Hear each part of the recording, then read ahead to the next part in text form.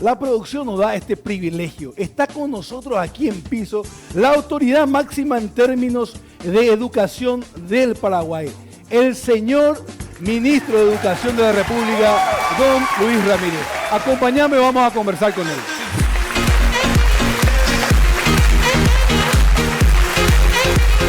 Señor ministro, ¿cómo está? Bienvenido, buenos días. Buenos días, América, Paraguay, buen día, Salín, Claudia, Diego.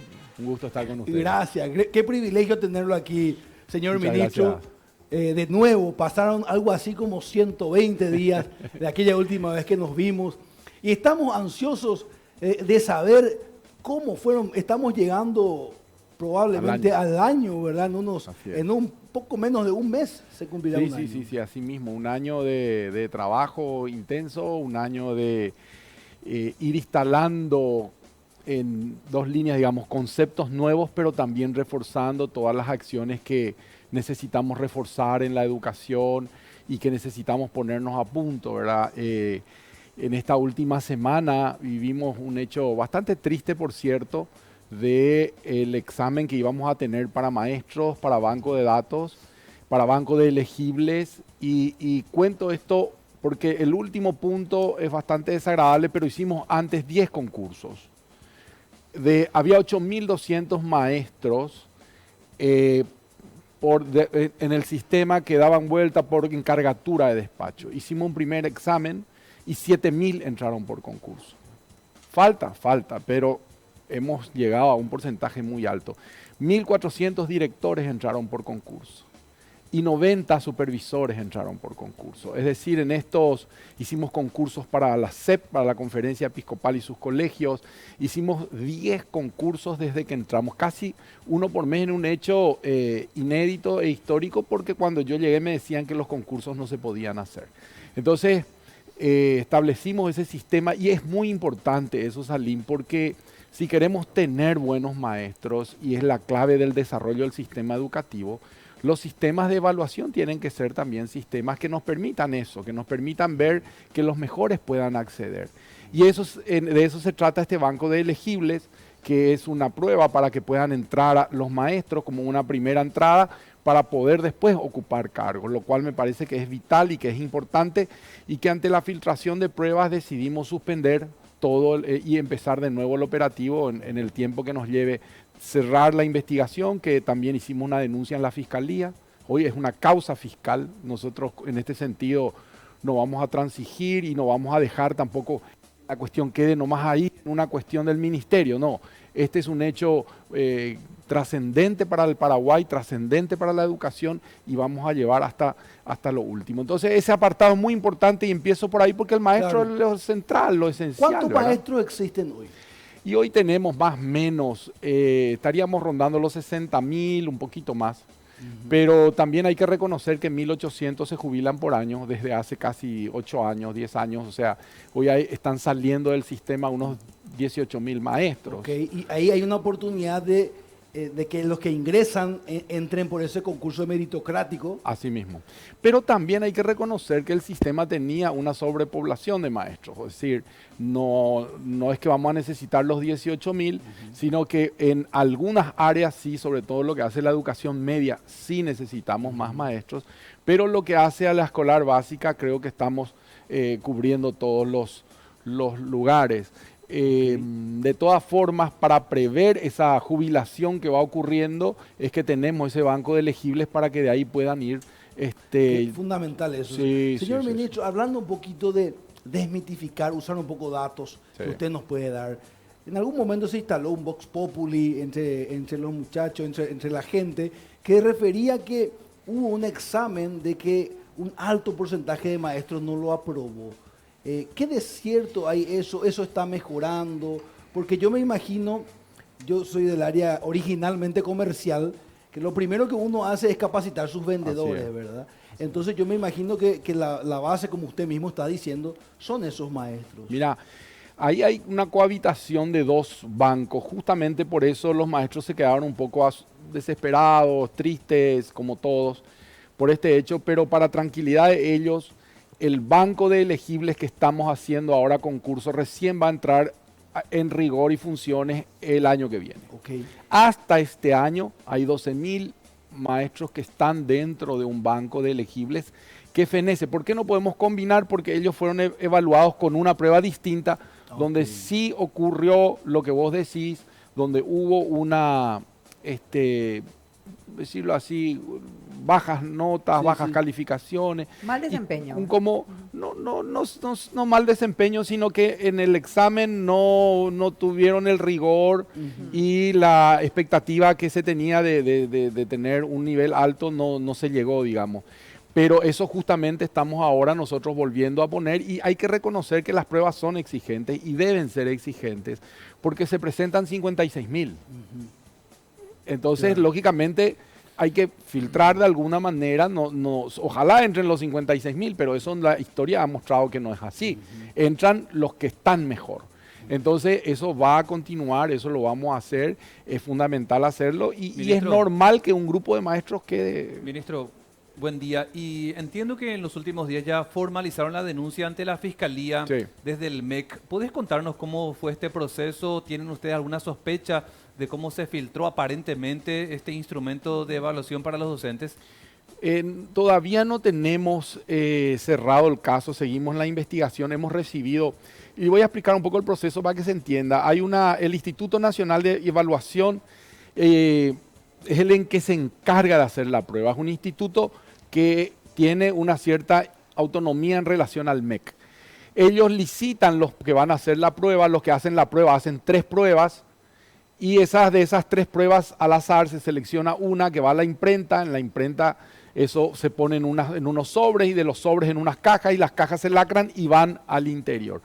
El proceso es muy largo, ¿verdad? O sea, hay gente que interviene haciendo los ítems, hay gente que interviene copiando los ítems, hay gente que interviene llevando los ítems, hay gente que interviene el día de la prueba. O sea, la cadena es muy larga y en cualquiera de esos sitios se pudo haber filtrado. Y tenemos una combinación y una mezcla muy de todos. Hay algunos sobres que no están en condiciones, estamos recibiendo en mal estado, porque al nosotros suspender la prueba y pedir que regresen inmediatamente los sobres y las cajas, ahí nosotros estamos haciendo ese recuento para poder detectar si hubo en el traslado. Si no, tenemos que ir al siguiente nivel, que ya es la impresión.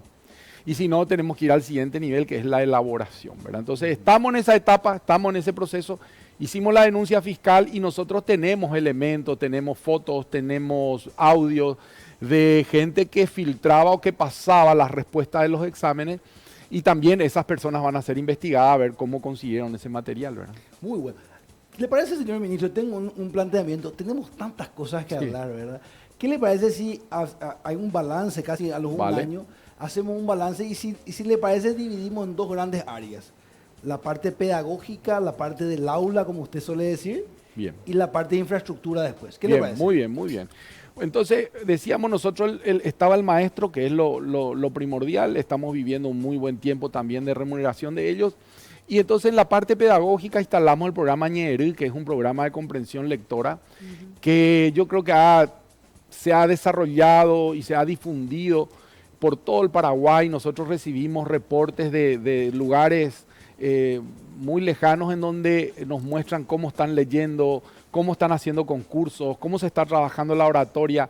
Más allá de todavía poder tener un resultado que vamos a medir ahora en octubre, cómo estamos, nosotros lo que vemos es que hubo un salto, la gente se animó a contar cuentos, la gente se animó a hablar, la gente se animó a hacer sus proyectos, y eso lo vemos con muy buenos ojos, porque con cuestiones sencillas empezamos a tener de nuevo en marcha el lenguaje. Brevemente, una historia que vamos a presentar. Durante la pandemia se tomó una prueba, se llama Enlace, que había que tomar SNEPE, que es la prueba de evaluación de la calidad educativa, pero por razones de que no había las mismas condiciones, se tomó una que se llama Enlace, y ahí se vio que los jóvenes estaban mejor en lenguaje que en otro tiempo. ¿Por qué? Y porque estaban inmersos en un ambiente donde se hablaba. Qué bueno. Así de simple se progresa en la lengua, para saltar de un nivel a otro. Ahora, también estamos haciendo este año ya la capacitación de profesores en matemática. Vamos a hacer un énfasis en la formación y capacitación de la didáctica de las matemáticas hasta los 9 años, porque ahí está la clave. Es el chico que después tiene ese pensamiento lógico matemático, después ya puede seguir para adelante. También estamos haciendo una formación y una capacitación de maestros en todo lo que hace el nivel inicial, que nos parece un nivel muy importante, porque ahí está la base también para ir desarrollando y creciendo, ¿verdad? Y el año que viene comenzamos ciencias naturales o las ciencias. Ministro, permítame hacer un zoom ahí en lo que dijo de matemáticas, de ese pensamiento crítico en las matemáticas, la didáctica. Sí. ¿Qué quiere decir eso? Más allá de las fórmulas, aprendimos de memoria las matemáticas. Así es. ¿Qué buscamos? Mira, lo que pasa es que normalmente se enseña matemáticas enseñando, como bien decís vos, las formas. Por ejemplo, en la noción de cantidad, que es una noción básica, 5, 4, 3, 1, enseñamos el número y no la noción de cantidad. Entonces el niño aprende el número, distingue el número, pero no sabe lo que significa. Y sin embargo, en la vida sí sabemos lo que significa, porque si yo te invito a comer y hay una pizza, tiene 5 pedazos y yo me voy a quedar con 3, enseguida te das cuenta, ¿verdad? Sí. No, y los niños enseguida se dan cuenta que el otro tiene más. Sí. O cuando jugamos un partido de fútbol, enseguida se da cuenta que hay más en un lado y no en otro. Es decir, el humano tiene la noción de cantidad, pero cuando va a la escuela no se le muestra, no se le enseña desde esa comprensión, sino desde la forma, lo que significa el número 5 en su forma, no en su contenido. Entonces, eso es lenguaje también. Claro. Quizás, ministro, eso, ¿verdad? ¿perdón? Porque que en la aplicación también, ¿verdad? Claro, porque por supuesto. Lo que de repente a nosotros, como decía Salim, no nos enseñaron, es que en realidad matemática, esta lógica de la que están hablando, es para resolver problemas en general, reales, sí, no solamente el 5 más 5 es 10 o el 5 más 2 o Pepito tenía un conjunto de 3 manzanas, ¿verdad? Así es. En realidad todo esto te genera conexiones a nivel neuronal también, donde vos vas desarrollando la posibilidad de resolver otro tipo de problemas que incluso a lo mejor hasta son, no sé, problemas de gestión emocional, incluso no tienen nada que ver con solamente los números, como usted dice. Tal cual, y esa es la idea de llegar a unas matemáticas que puedan ayudarnos a resolver, porque para eso es, a resolver situaciones de la vida, y sobre todo cuando nosotros decimos de educación para la comprensión, es la aplicación de un conocimiento. O sea, ¿para qué sirve el número 5? ¿Para qué sirve el número 6? ¿Para qué sirven los números? Despertar el interés en el niño. Exacto. Claro, pues yo me imagino que nos movemos los seres humanos siempre por intereses, ¿verdad? Entonces, lo de la pizza, yo aprendería rápido porque yo quiero mi pizza, ¿verdad? Rapidísimo. Sí. Vas a tener la noción de la resta y la suma. Y dentro de todo este contexto, hablando de lo pedagógico, inauguramos algo que para mí es un poco para mí es una de las alegrías más grandes, que son las escuelas abiertas. Resulta que los sábados abrimos la escuela y durante el verano abrimos la escuela para que los chicos puedan ir a hacer música, arte, deporte, por ejemplo, robótica, donde se está desarrollando el pensamiento computacional, absolutamente libre, gratuito para todos los niños de la zona. Es decir, la escuela está en un centro, en un radio, digamos, y recibe a todos los niños, no importa si son o no son de esa escuela, ¿verdad? Incluso estamos teniendo la alegría de recibir niños de escuela privada que los sábados están yendo a jugar al fútbol, a hacer algún deporte, a hacer ajedrez. Es decir, eso es un hito.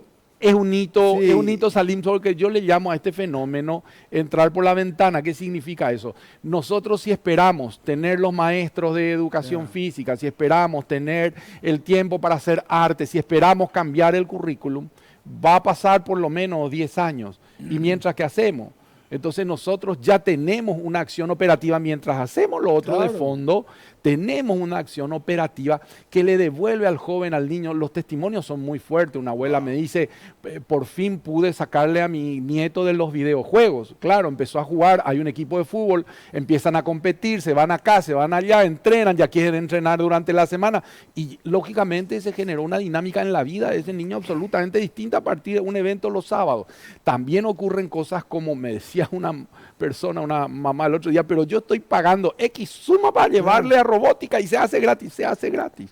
Qué maravilla. Y lo que te está salvando a aquel niño, aquel adolescente de cosas tácitas que nos estamos mencionando, increíble, ¿verdad? Y eso es justamente dentro del programa Sumar, que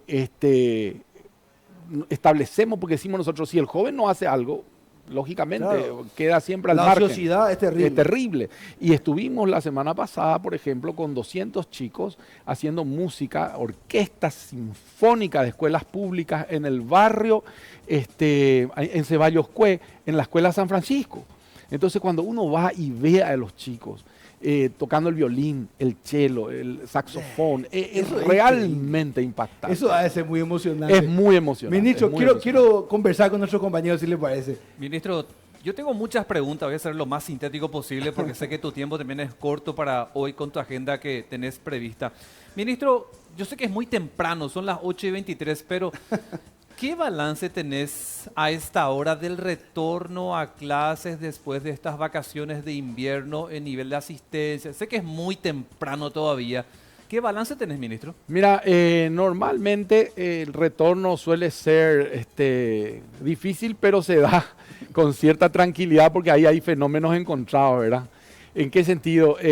Muchos chicos ya quieren volver porque se aburrieron de las vacaciones y muchos padres ya quieren que sus hijos retornen también. Entonces, es un día de tranquilidad. Seguro. En el sentido que volvemos todos a las actividades escolares.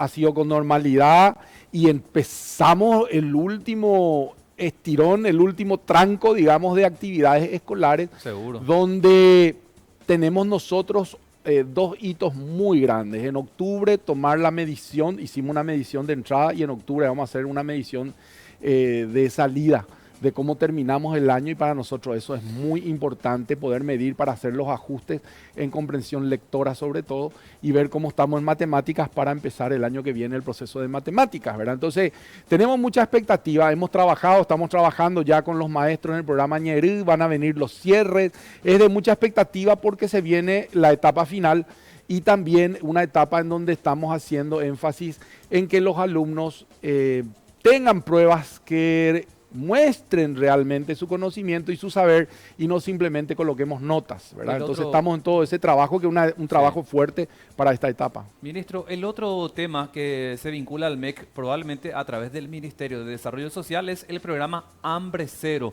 Sí. Para lo que va a ser finales de julio o comienzo de agosto, ¿qué se puede ya adelantar, ministro, pero con relación al programa Hambre Cero? Y mira, va a empezar en estos municipios focalizados. Esto va a ir todo el año.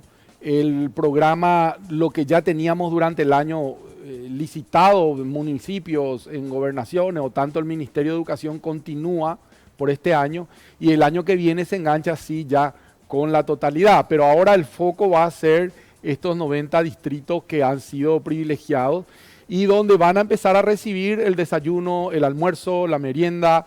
Y ese es el gran desafío. Hambre Cero es un gran desafío también colectivo social. ¿Por qué? Porque también en esta semana estamos hablando con los productores, con las familias, de manera que ese pequeño productor también se beneficie. Estamos hablando con las empresas para que puedan tener contacto con esos productores y puedan hacer el vínculo para la compra. Estamos dando insumos para que los productores puedan tener los productos en condiciones y en forma. Es decir, creo que va a ser un hecho, más allá de dar de comer a los niños, que ya es algo muy importante, un hecho que va a dinamizar las economías locales, va a dinamizar mucho la gestión también local, en el sentido de que las familias se van a tener que organizar, las comunidades van a tener que organizarse. Entonces es un elemento potencial económico, social y educativo, porque los niños se benefician con la alimentación, ¿verdad? Y eso va a arrancar desde el 5 de agosto. Ya están las licitaciones hechas, ya están las empresas adjudicadas. Ahora estamos en este trabajo para que las empresas se aterricen con una gestión social, que es también algo que nos interesa mucho. ¿Está confirmado eso el 5 de agosto? Sí, el 5 de agosto estaría arrancando.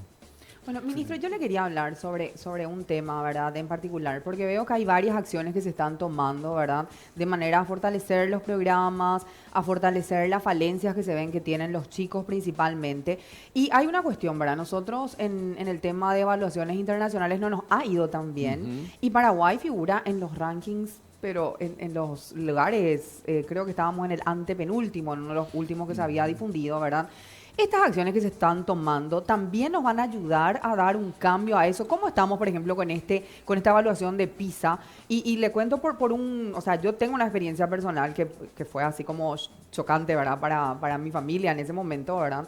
Tengo un hijo que ingresó a una universidad top 5 de la región y en un momento él me dice, vos sabés que acá me da la impresión de que hay algo que no me cuadra, me decía él. Y finalmente un profesor le dice, sí, vos sabés que tus aportes son todos súper interesantes, pero vos siempre vas a tener la duda de si lo que estás diciendo tiene algún sentido, porque viste que vos venís de Paraguay y su sistema educativo no está, no sé si la palabra que usó es no está a la altura de los mejores, o fue como medio diplomático, ¿verdad? Pero para esa fue como el primer encontronazo conmigo, así como, ¿qué es esto, verdad? Por supuesto, él se indignó muchísimo, ¿verdad? Pero, porque es muy patriota.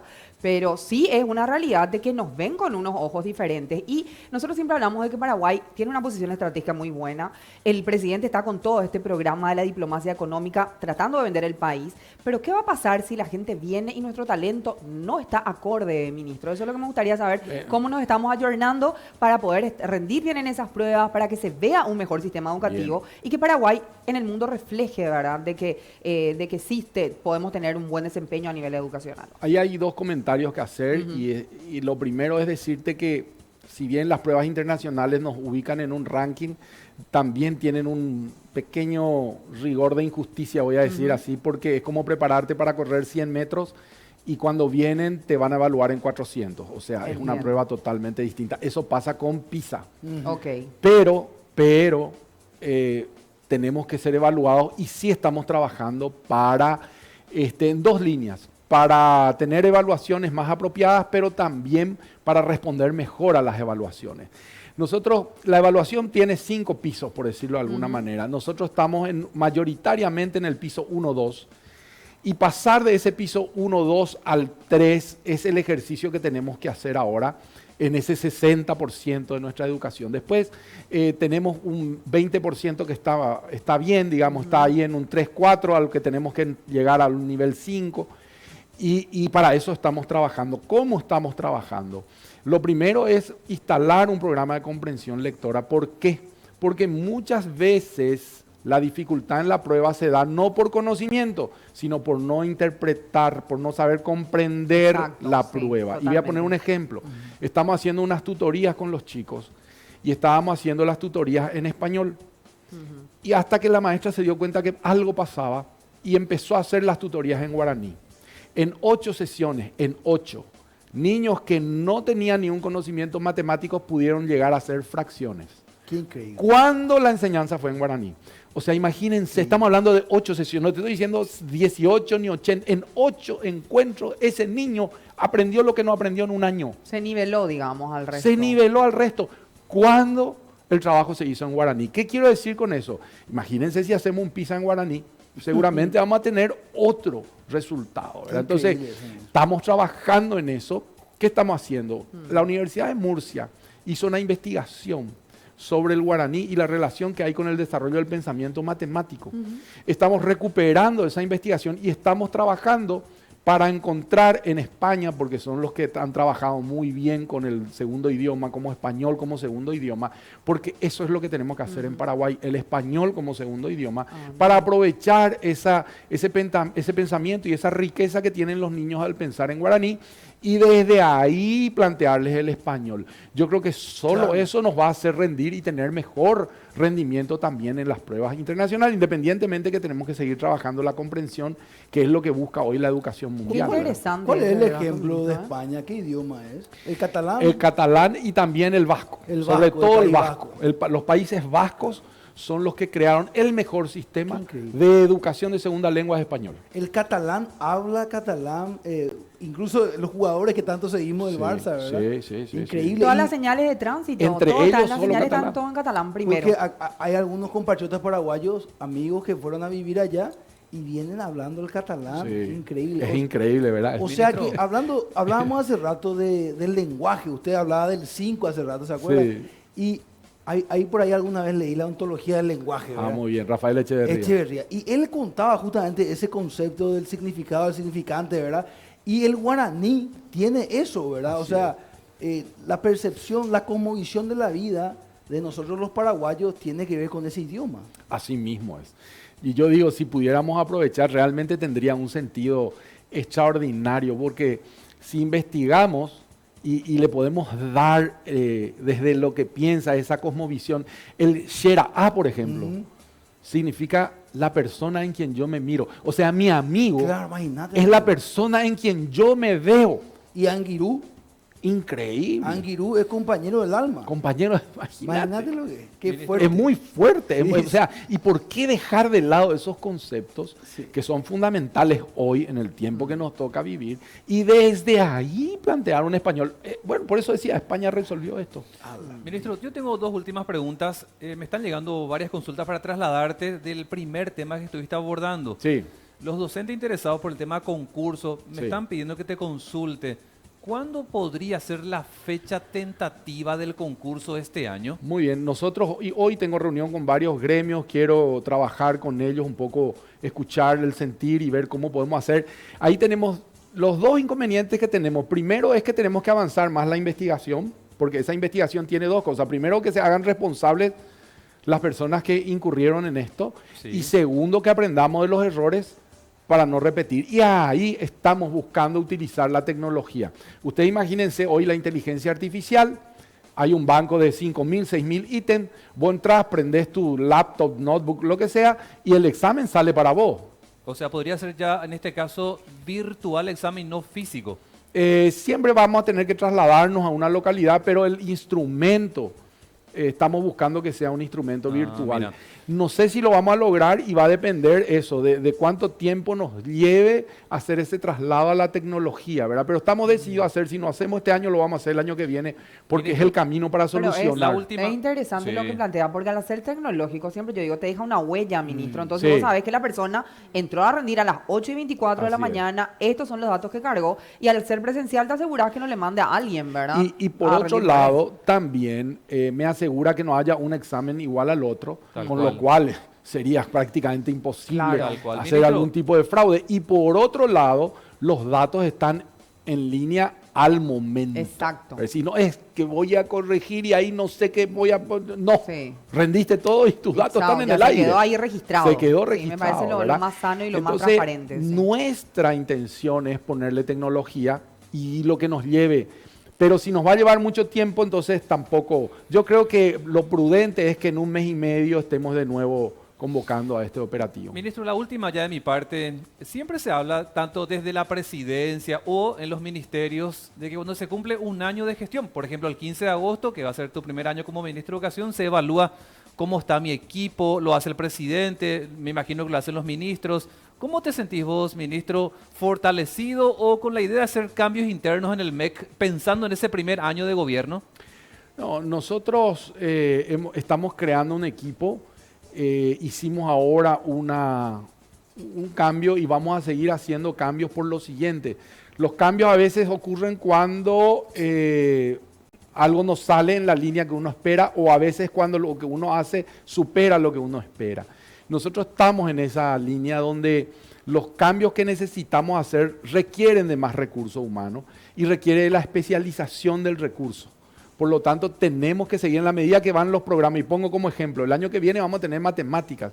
Tenemos que sumar actores especializados en matemáticas. Y tenemos que tener dentro del ministerio todo un equipo especializado en matemáticas. Es decir, nosotros vamos a seguir sumando gente y tenemos que seguir sumando gente al equipo. Pero con lo que estamos organizando, con la estructura, venimos bien y venimos trabajando muy consistentemente con todos los compañeros dentro del ministerio. Ahí hay que decir que el Ministerio de Educación, lastimosamente, también como producto de las personas que se van jubilando, se va quedando sin personal técnico de buen nivel. Y eso es algo que también tenemos que recuperar en este tiempo. Pero en cuanto a cómo me siento, yo me siento contento del trabajo que estamos haciendo.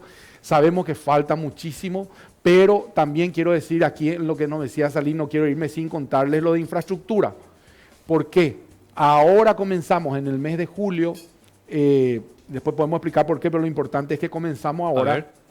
1.000 escuelas van a ser reparadas, 1.000 escuelas van a ser reparadas en este tiempo y vamos a generar 17 escuelas emblemáticas en cada una de las cabeceras departamentales. Vamos a reorganizar 316 grandes escuelas. Vamos a renovar el Colegio Técnico Nacional. Lo vamos a hacer nuevo, con talleres y tecnología de punta. Es decir, no solamente el aspecto físico, sino los talleres van a ser renovados. El colegio... ¿Dónde va a ser eso? ¿En el mismo predio? En el mismo predio, en el mismo predio que es precioso en el centro de la ciudad, es gigante. Vamos a hacer una transformación de lo que existe ahí en el colegio. Vamos a trabajar la transformación del Colegio Nacional de la Capital. Vamos a trabajar una transformación del Centro Regional de Educación de San Lorenzo y vamos a trabajar también un colegio emblemático de Luque, que son colegios que reciben muchos alumnos muy grandes, muy emblemáticos y que van a tener la máxima tecnología y la máxima infraestructura. Eso es lo que ya está este año lanzado. Justamente en la tarde de hoy tengo una reunión con el presidente de la República para contarle, mostrarle los últimos detalles. Esto en una relación con el Ministerio de Obras Públicas. Hemos creado un equipo de trabajo en conjunto fantástico, donde estamos trabajando para que estas acciones se den en el ámbito de la infraestructura. Y ahí finalmente 2 datos que me parece que después ustedes tienen que hacer un seguimiento. Tenemos casi 1000 escuelas con menos de 10 alumnos y 3000 escuelas y un poquito más con menos de 50 alumnos. Entonces, hacer una inversión, y vos sabés muy bien, eso salí en cuestiones de economía, hacer una inversión muy grande en una escuela donde se va a quedar en la tendencia, es que se va a quedar sin alumnos. Entonces, o hacer quizás una superescuela que lleve a todos los alumnos. Esa visión es la que estamos tratando de incorporar y de aplicar en materia de infraestructura, porque tenemos mucha infraestructura que se cae, pero esa infraestructura que se cae no tiene alumnos. Señor ministro, qué alegría genera. A mí me gusta mucho hablar con usted. Y creo que a la teleaudiencia también. Después de un año, esto reconforta muchísimo. Y quiero humildemente decir mi apreciación. Yo veo en usted, en su gestión, mucha serenidad. Aparte de fuerza, ímpetu, serenidad, porque estos son puestos políticos también, ¿verdad? Sí. O sea, y eso veo en usted también, esa serenidad para, como decía San Francisco de Asís, para aceptar aquellas cosas que no se pueden cambiar y el valor para cambiar aquellas, ¿verdad? Y creo que eso es lo que está dando el éxito en su gestión. Te agradezco mucho, Salim, realmente yo contento de poder llevar esto que vos decís, es verdad, es un cargo, cualquier cargo que sea de una conducción nacional es político, pasa por ese aspecto, es un aspecto que hay que tomar en cuenta en la educación se vive en el territorio está el intendente, en el territorio está el gobernador, en el territorio están los diputados, es decir, que son las personas a quien la sociedad recurre en esa localidad. Entonces, evidentemente, yo tengo que tener una conversación con ellos porque ellos son los actores que movilizan, ¿verdad? Entonces, sí, esa es una dificultad en educación, la complejidad que tiene, porque tenés que hablar con muchos sectores y diversos. Y ahí es donde se da la política de una manera muy grande, en el sentido de que la política, en rigor, es el arte de administrar intereses contrapuestos. Y eso es lo que tiene que hacer un ministro, eso es lo que nos toca hacer a nosotros en este tiempo, ¿verdad? Administrar intereses contrapuestos todo el tiempo. Qué lindo. Señor ministro, que viva el Paraguay. Que viva Paraguay. Que viva Paraguay. Gracias. Gracias. Bueno, tenemos que hablar ahora de algo muy importante, mi querida Claudia.